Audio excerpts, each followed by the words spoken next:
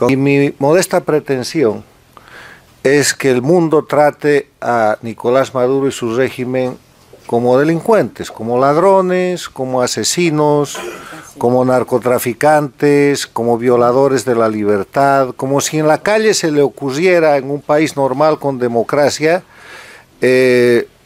a atacar una planta de televisión y quedársela. Como si en un país con democracia se le ocurriera a un ciudadano darle de palos a otro y matarlo frente a las cámaras de televisión, o sacar lo que dice que es su policía y arrestar un grupo de jóvenes y llevarlos a palos con rumbo desconocido donde los tortura. Estoy hablando de la delincuencia común. Ustedes están hablando de alta estrategia, de política. Yo he hablado por años de eso, pero no funciona porque depende de gente muy poderosa. La aplicación de la Convención de Palermo depende de la gente común, porque se trata del delito común, porque hace mucho tiempo, yo no sé cuándo, hay aquí quien sostiene que así empezó la cosa, qué grave, esta gente dejó la política y se dedicó a la delincuencia común, y ahí aplica la Convención de Palermo. Recogiendo un poco las palabras de Adriana respecto de las lecturas que nos hacía, básicamente lo que nos leía, eso está plasmado en el plan de Dietrich, que es el socialismo del siglo XXI, que siguen todos estos países como el guión, ¿ya? Y eso todos lo sabemos. El tema es aquí, ¿qué es lo que está pasando? Con lo que nos ha contado Ana Mercedes, Beatriz, el doctor Carlos, ya sabemos que hay un patrón, ya algo que está pasando en Venezuela, que no es más que el resultado de este Foro Sao Paulo. Que la idea principal del Foro de Sao Paulo era rodear los países adyacentes a Colombia, porque hay un interés geoestratégico, especialmente de Irán, por Colombia. Como no se podía tomar Colombia directamente, el Foro de Sao Paulo, la idea era rodear estos países con su ideología. La pregunta que quiero hacer, no sé quién la puede responder, si hay esta situación, que básicamente termina en una amenaza final hacia Estados Unidos, porque hay una intromisión detrás de todo esto, como hablábamos de ver el panorama grande, detrás de todo esto hay una influencia de Irán, y es lo que a veces no se menciona. Se hace el análisis por cosas pequeñas, digamos de alguna manera, pero hay una influencia por un interés geoestratégico, que en última instancia pone en riesgo la seguridad del hemisferio sur, pero también el fin último es un interés geoestratégico en contra de Estados Unidos. La pregunta que yo hago es, ¿por qué Estados Unidos no ha tomado conciencia de esta situación, que es sumamente grave, que lleva años como una bola de nieve avanzando? Los perjudicados son el pueblo venezolano, Ecuador, que va por el mismo... Pero ¿por qué Estados Unidos parece no importarle? ¿No saben qué es lo que está pasando, según su visión? Sí está claro.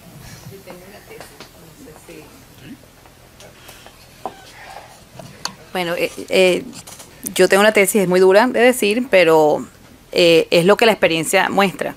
Yo siempre he dicho que el arma secreta con la que Fidel Castro conquistó América Latina fue el vil egoísmo, que en dos platos es la corrupción.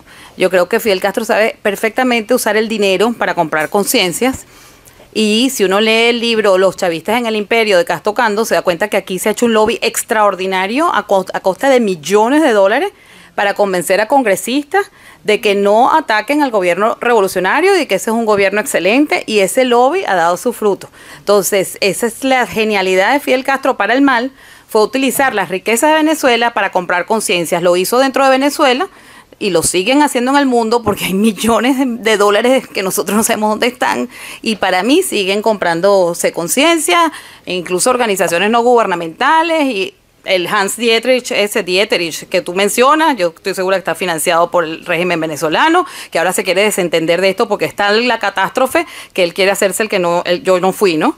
Pero todas esas fueron conciencias compradas, y esa es la perdición del mundo, que parece estúpido decirlo a esta altura del siglo XXI, pero uno no puede utilizar el dinero, o sea, tiene que haber escrúpulos, tiene que haber ética. Y eso es lo que se está perdiendo y es lo que está llevando al mundo a desaparecer. Y yo creo que esa es la respuesta. Algo está pasando con Estados Unidos que muchos no sabemos. Yo creo que hay un misterio que en algún momento se develará.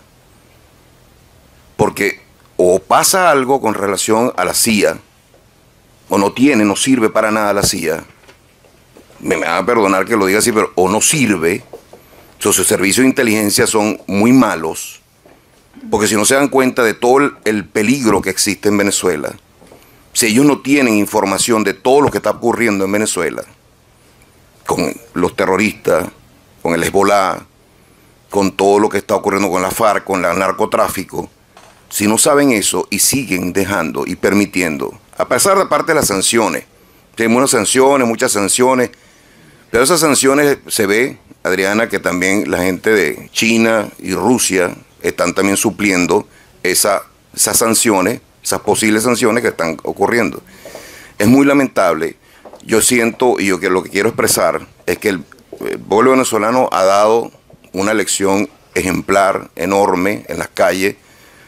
Pusieron la vida más de 130 muchachos que murieron.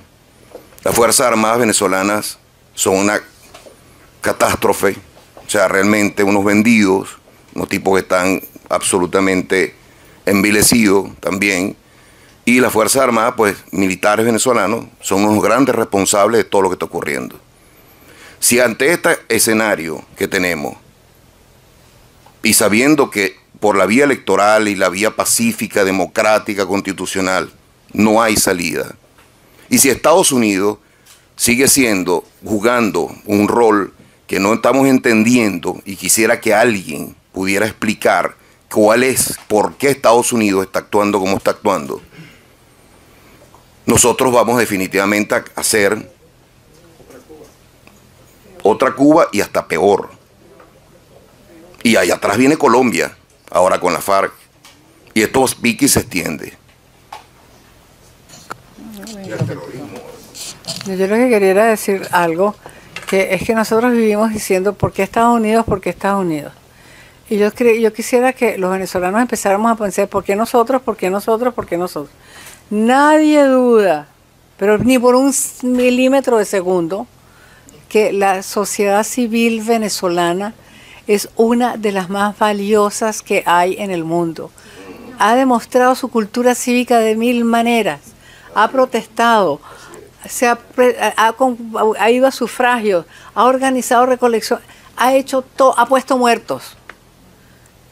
Pero yo sí creo que no tiene liderazgo, no tiene un liderazgo esclarecido que entienda el momento en que está viviendo y deje de estar con las pequeñeces y construye una estrategia. Han sido incapaces de construir ninguna estrategia que sea viable para ningún actor internacional. Los Estados Unidos, como Francia, como Inglaterra, como Alemania, son unos países establecidos, claros, con metas de largo plazo.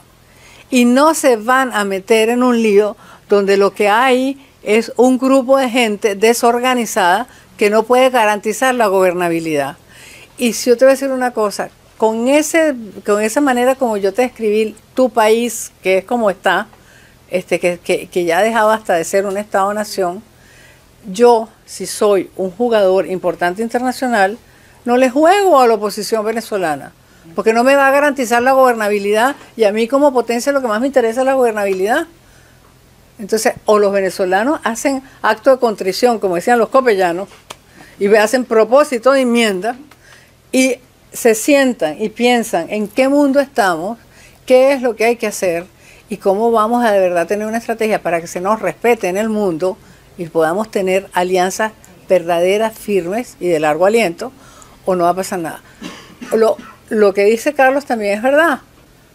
No estamos aquí estamos en una fase muchísimo más sencilla que esa, que es lograr que a estos tipos los vean como lo que son, unos delincuentes.